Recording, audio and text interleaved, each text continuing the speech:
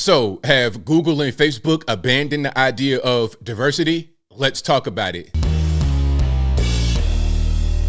How's everybody doing? My name is Anthony Brian Logan, and today we got to talk about Google and Meta, the parent company of Facebook, Instagram, WhatsApp, etc., abandoning some of their diversity, equity, and inclusion initiatives, or as I call it, DIE, not DEI.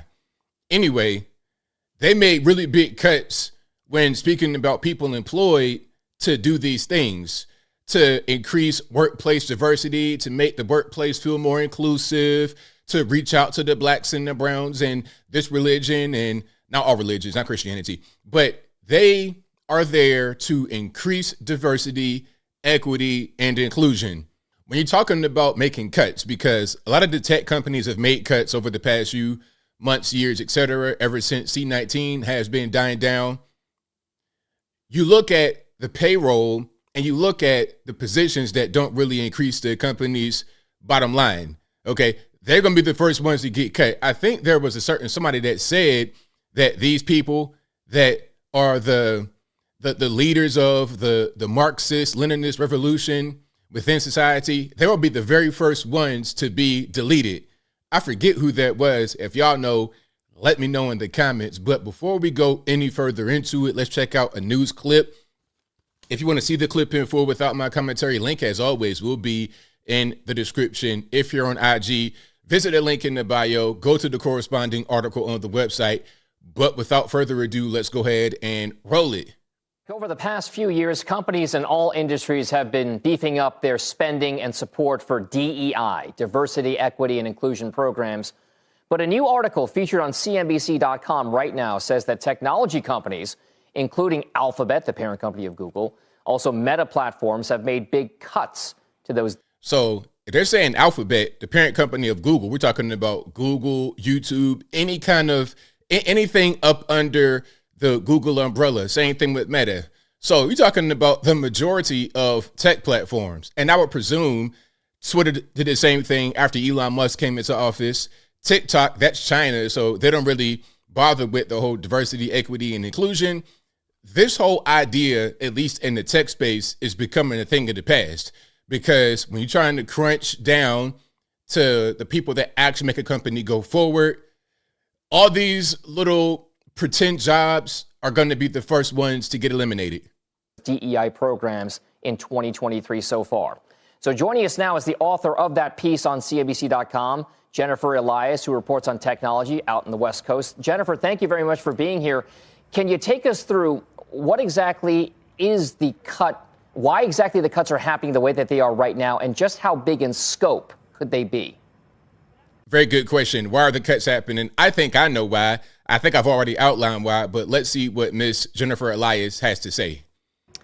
Right, Dom. So what we've found is that tech companies, including many of the FANG companies that we know, made large commitments to underrepresented talent and third-party organizations in 2020 amid the George Floyd murder.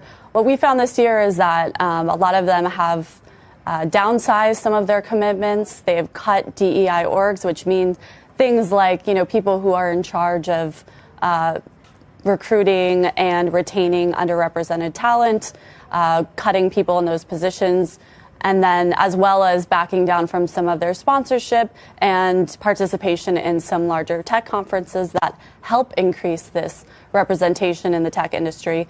And so it's sort of been across the board in many different DEI perspectives at these companies. And the reason they're giving is generally cost cutting. Exactly, cost cutting. Right. Because, look, all these little programs don't make the company money. And my thing is, I don't care, because somebody's going to come into the comments and say, well, hey, ABL, you don't want to have more black or brown people at these big tech companies. Without these programs, then you guys will not really be there as much. Well, I mean, that's pretty insulting to say that just because you are non-white and really non-Asian, that you need a special program to get into the door.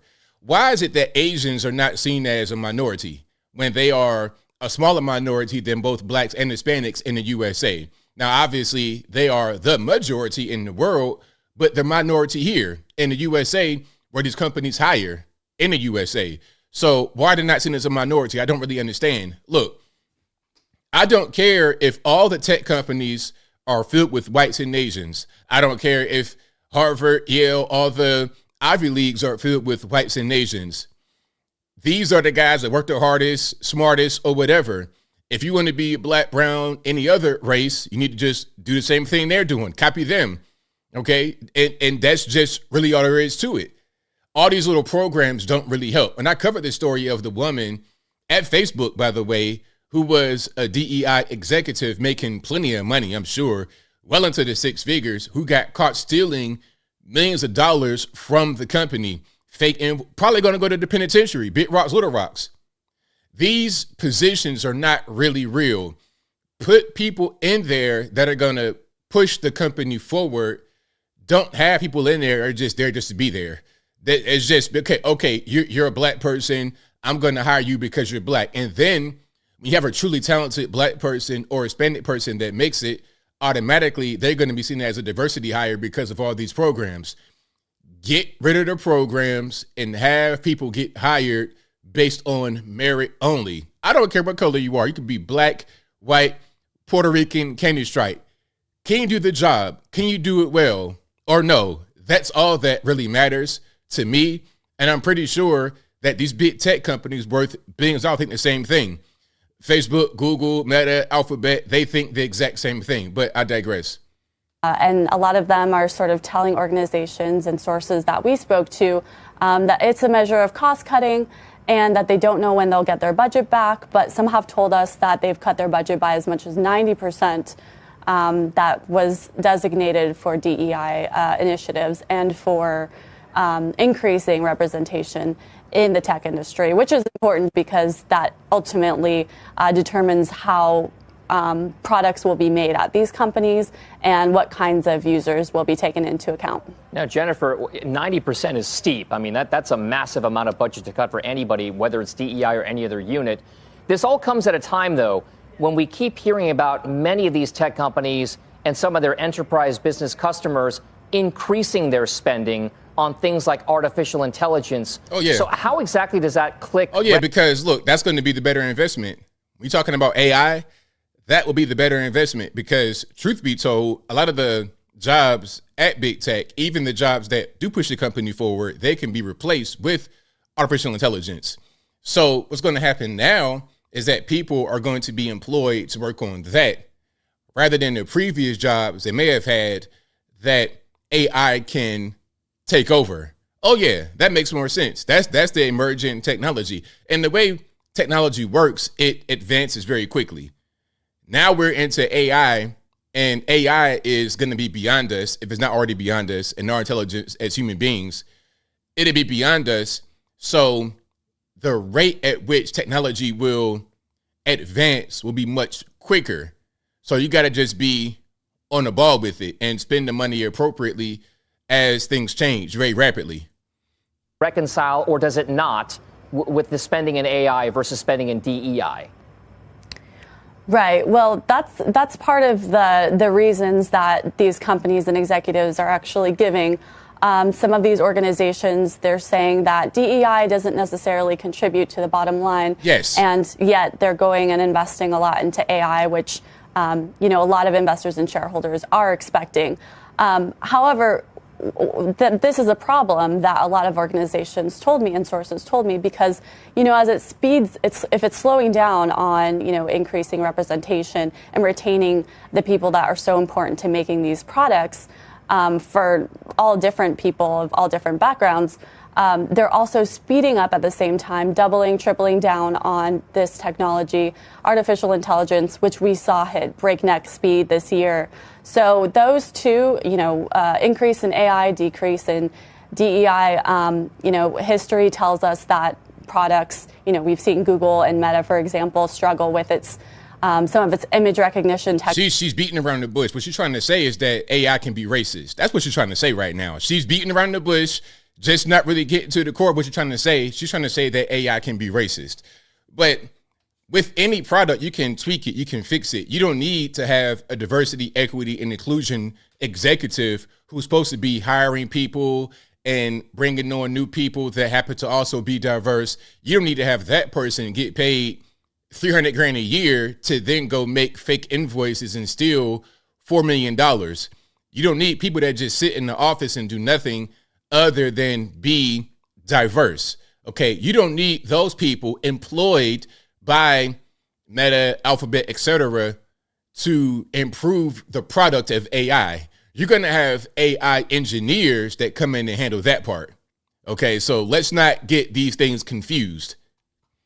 Technology in identifying Black people, for example. So, it's very discouraging for a lot of these organizations.